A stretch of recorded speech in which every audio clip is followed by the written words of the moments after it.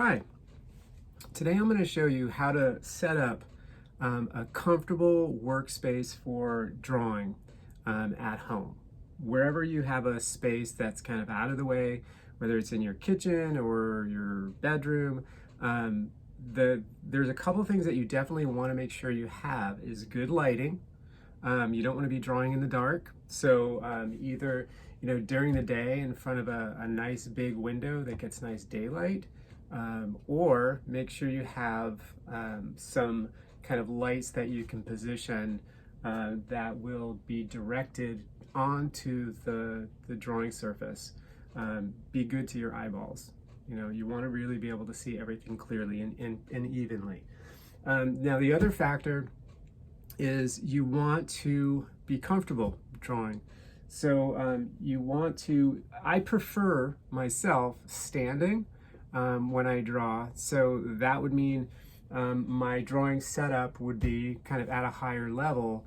My personal preference is to get a section of wall or the back of a smooth door that I can close and basically just kind of like tape up my drawing paper right at eye level. So maybe the center of the drawing paper is at my eye level when I'm standing and not slouching. A lot of people like to sit when they're drawing. If you're going to be drawing for long periods of time, sometimes people prefer to sit. I find that it just makes me more tired, and I tend to kind of start to kind of hunch down, and that's not good for your back, your posture, anything like that, or for your drawings. So if you are gonna sit down, make sure you choose a table, that you can take your drawing board, because you need something rigid. You can't just kind of draw directly on your pad, because your pad is pretty flexible. It's not going to withstand the pressure of mark making. So you take your Masonite drawing board, right, that everybody needs to have, right, or some type of a large rigid piece of plywood, something smooth. And if you were drawing horizontal landscape format, you'd kind of lay it, and you'd kind of like prop it up so that it's stable, right? So here, this is great. This is my studio table in one corner of my studio, and I've got two walls here at a corner. So I can kind of like, prop it against both walls on a nice angle. So I'm looking directly at it at eye level, right? Or if I was going to do portrait format, I could kind of angle it like this. Again, I'm directly looking at the center of my paper without having to kind of like turn my head up or turn my head down. It's just looking straight ahead. And if you're angling it like this, your perspective is gonna be skewed, right? Because you're not looking directly at it. So if you're working flat, you put your piece of paper down on a table like this, and you're looking down from a sitting position, you're going to be seeing everything at such a close.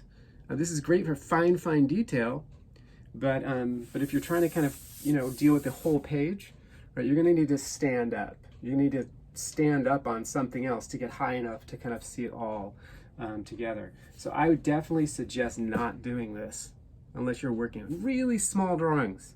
But if you're working on something that's an 18 by 24 or larger, you definitely want to have it propped up. So I'm going to angle this back up here. Portrait format. Take your pad, open it up to the drawing page, and lean it against the board.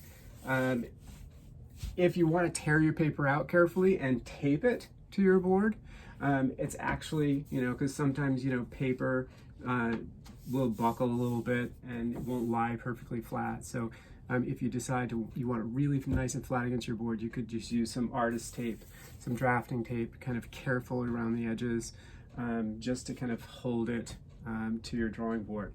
Now, the last thing, make sure you're not, like, again, right up close as you're doing your drawing, right? You want to kind of be able to sit at a distance so that if your outstretched arm, right, with pencil or charcoal in it, is just comfortably reaching the surface of the paper, all right? So that you're not having to kind of like go like this, right? You're just kind of like all the way out, And you want to make sure you have enough distance from your drawing that you can do that.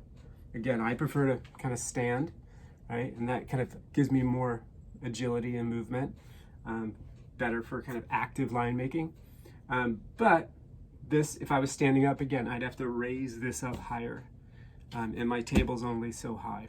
So think about table height, chair height, comfort.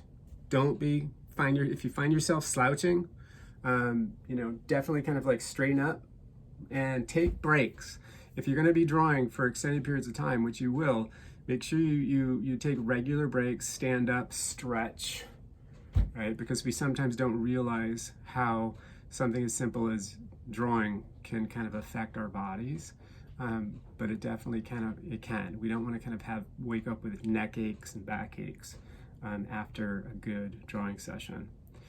So I think I've covered all the bases here. Make sure also, charcoal is going to kind of, create a lot of mess, right? Dry material is going to fall down. So, be careful where you set up. Don't set up on, a corner where you've got nice white carpet. Do it in a workspace where it's easy to kind of clean, right? And, damp wiping up kind of dry materials is always a good idea rather than dry sweeping up, because you don't want all those particles to be floating around in the air where you can kind of breathe them in, right? So always use like a damp sponge when you're kind of cleaning up around your drawing area. Okay, so I think that's all the important factors, and set up a really good, comfortable workspace. Oh, also maybe have music nearby. It's always nice to kind of be able to play music, if it's earbuds or whatever. But I usually always have something in the studio so I can kind of listen to music when I'm creating. Great, have a great day. Set up a fantastic workspace for drawing, and I look forward to talking to you in the next video.